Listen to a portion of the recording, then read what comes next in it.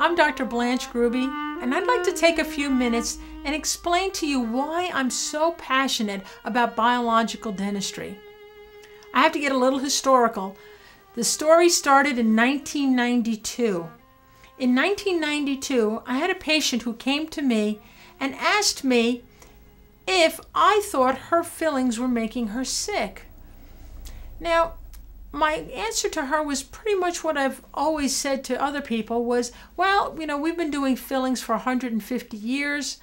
Nobody's ever dropped dead out of my office. So, I think the fillings are perfectly okay, and I don't think they're making you sick. Well, thank God this patient went ahead and researched it on her own. She came back the next day with an article. She was very excited. She said, Dr. Grube, would you read this article? I said, sure. I'm open-minded. I'll read the article. Well, the article was written by Dr. Sandra Denton.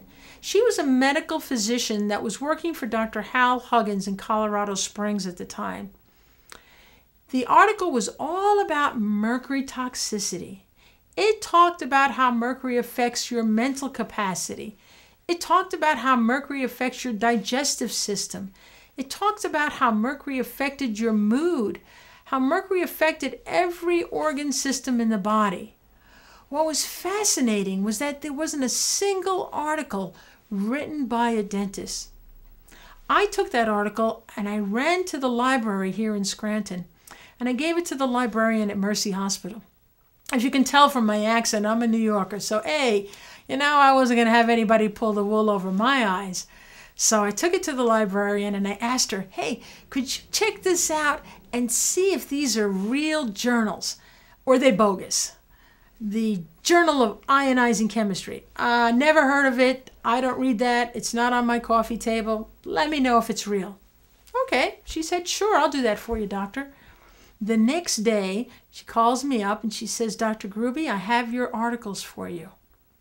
What articles? I didn't want any articles. I just wanted to know if they were bogus journals. She said, well, I thought they were very interesting and I thought you might want to read them. Okay.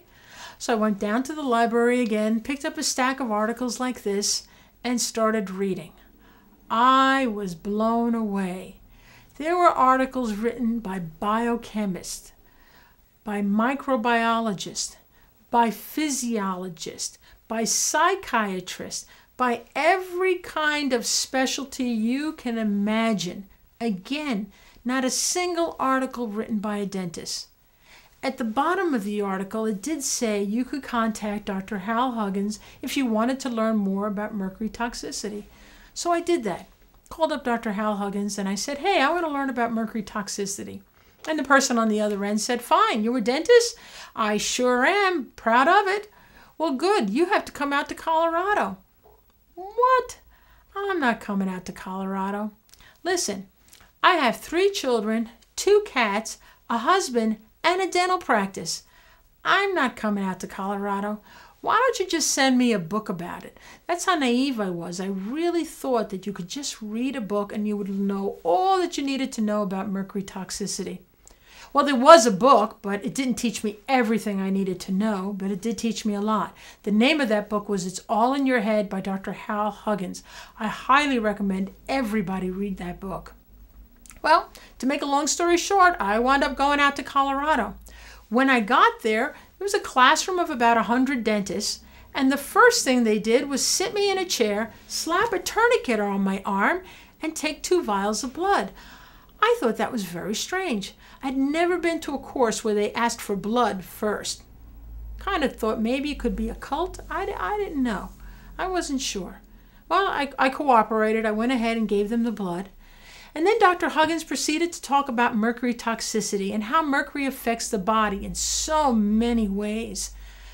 After 3 days of mercury, on the 4th day, Dr. Huggins announces that we are now going to receive our blood chemistries back from Colorado Springs General Hospital. Yay, I finally get to see my blood chemistry. Then he says, I'm going to show you how mercury can change somebody's body chemistry, and you can look at their chemistry and see just how sick they are. I was very interested. Well, I was also very lucky that day because my blood chemistry was the first one that went up on a huge overhead projector. For those of you who are too young, an overhead projector is something where you put a piece of paper in and it shines up on a big screen. We didn't have PowerPoint or computers in those days. Well, my chemistry went up first, and Dr. Huggins' comment was like something like this. He said, "Ooh, we got a sick puppy here. Whose blood is this?" And I very cautiously raised my hand. I said, "It's mine." He said, "Well," he said, "so, Blanche," he said, "how long have you had cancer?" "What? Excuse me? Where do you see that?" Well, they had circled it in red. And he was right. They had circled it in red. As a matter of fact, they circled it in red many times because they wanted me to see it, that I had 1% metablastic cells. I had no clue what that meant. And I said, "Well, 1%, that's not a big number." Dr. Huggins said, "Well, 1% you're sick, 2% you're in the hospital, and 3% you're dead." Now I was concerned. He knew what was going on. Then he asked me a very interesting question. Remember, I had just met this man. I'd only spent 3 days sitting in class. He then asked me, "So, Blanche, just how many root canals do you have in your head?" I just met this man. How does he know I have root canals? How did he know that? I said, "I have 5. His comment to me was good. He said, "Well, you're going to get them taken out, right?" "Hell no."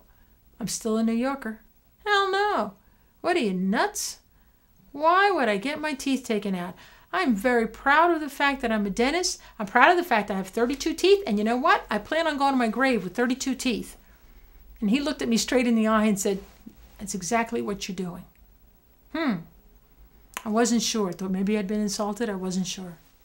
Well, I thought about it, and I continued studying with Dr. Huggins.